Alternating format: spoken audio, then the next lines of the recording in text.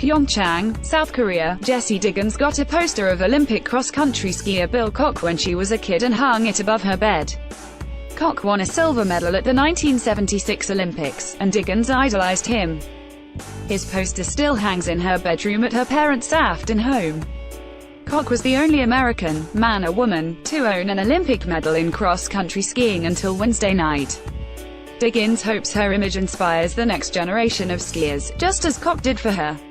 Help them realize that it's okay to dream super big, Diggins said. And it's okay to be brave enough to want those goals that seemed previously out of reach. Diggins and teammate Kik and Randall smashed through that barrier with a historic performance Wednesday that officials with US Ski believe will be a game-changer for their sport. Diggins and Randall became the first American women to medal in cross-country at the Olympics, winning gold in the team sprint. Diggins anchored the last leg and turned in a finish for the ages, overtaking Sweden's Stina Nilsson with a late charge.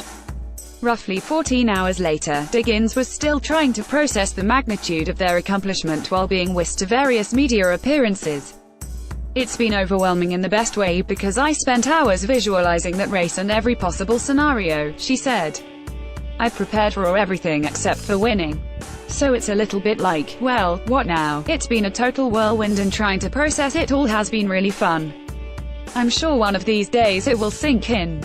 When it eventually does, she might find that she helped spark a sea change in American cross-country skiing." U.S. women had not won a medal in cross-country in 46 years of competing in the Olympics. They didn't come close many years. Randall is a five-time Olympian, so she understands the struggles, sacrifice and hard work required to reach this point as well as anyone. She finished 44th in her only race at her first Olympics, in 2002 in Salt Lake City. "I remember feeling so far from the podium and yet still feeling that glimmer of hope," she said. "There is more than hope now. There's tangible proof with a gold medal that Americans can compete with the best in the world. That sends a powerful message to young skiers in the US program, or kids just picking up the sport. What's really cool is, I don't think we're going to have to wait another decade for this to happen again," Randall said. "The door has been opened. What I hope this gold medal really means is that those kids dream about being in this position someday, and they believe it's possible." Diggins and the U.S. women's team have one more opportunity to medal. Diggins is expected to compete in the women's 30K Mass Start Classic, Sunday at 12:05 a.m. U.S. ski officials express excitement about the next wave of skiers. Americans won 2 medals at the Junior World Championships last year for the first time. They won 3 medals at the most recent Junior Worlds. "We're going to see this sport grow now for sure," said Luke Bodensteiner, chief of sport for US Ski. "Kids are watching this, and they're going to really get involved. This will create a pretty significant effect." Tom Kelly, US Ski.